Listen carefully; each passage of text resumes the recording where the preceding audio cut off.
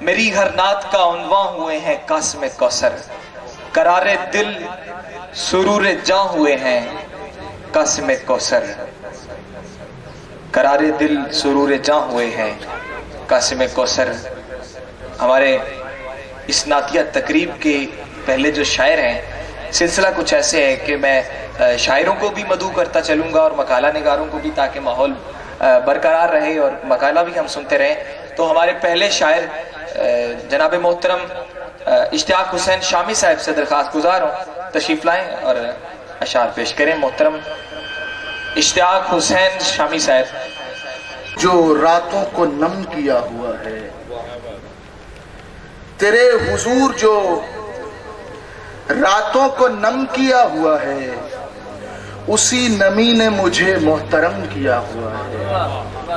تیرے حضور جو راتوں کو نم کیا ہوا ہے، اسی نمی نے مجھے محترم کیا ہوا ہے۔ کوثر صاحب، میں بولتا ہوں سبھی میری بات سنتے ہیں، حضور آپ نے کتنا کرم کیا ہوا ہے۔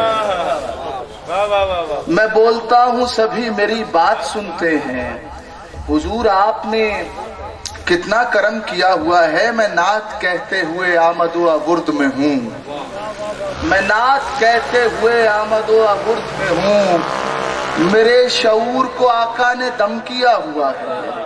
میں نعت کہتے ہوئے آمد و آورد میں ہوں، میرے شعور کو آقا نے دم کیا ہوا ہے۔ اور ایک نعت کے ایک دو شعر اور سنا رہا ہوں کہ